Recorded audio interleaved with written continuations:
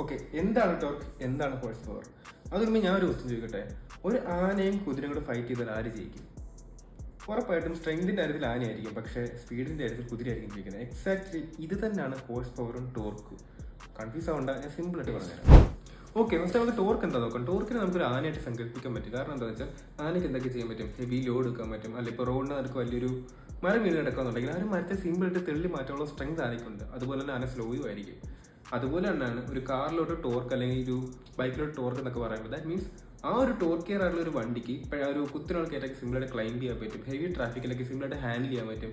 അതുപോലെ ഒരു smooth ride നമുക്ക് തരും. ഇതൊക്കെയാണ് ഒരു ടോർക്കിയർ ആയിട്ടുള്ള എഞ്ചിന്റെ ബെനിഫിറ്റ് എന്ന് പറയുന്നത്. സോ ഇതാണ് ടോർക്ക്. ഇനി ഹോഴ്സ് പവറിനെ പറ്റി പറയുന്നുണ്ടെങ്കിൽ കുതിരയായിട്ട് സങ്കല്പിക്കാൻ പറ്റും. കാരണം കുതിരയ്ക്ക് എന്തൊക്കെ ചെയ്യാൻ പറ്റും? കുതിരയ്ക്ക് സ്പീഡിൽ ഓടാൻ പറ്റും. അതിന്റെ സ്പീഡ് എന്ന് പറഞ്ഞാൽ ബീറ്റബിൾ ആണ്. സോ അത് തന്നെയാണ് ഒരു വണ്ടിയിലോട്ട് ഹോഴ്സ് പവർ എന്ന് പറയുമ്പോൾ. ദാറ്റ് മീൻസ് ആ ഒരു വണ്ടിക്ക് ഈസിലി ഹൈ സ്പീഡ് ഗെയിൻ ചെയ്യാൻ പറ്റും. അതുപോലെ ഫാസ്റ്റ് ആക്സിലറേഷനും കാണും.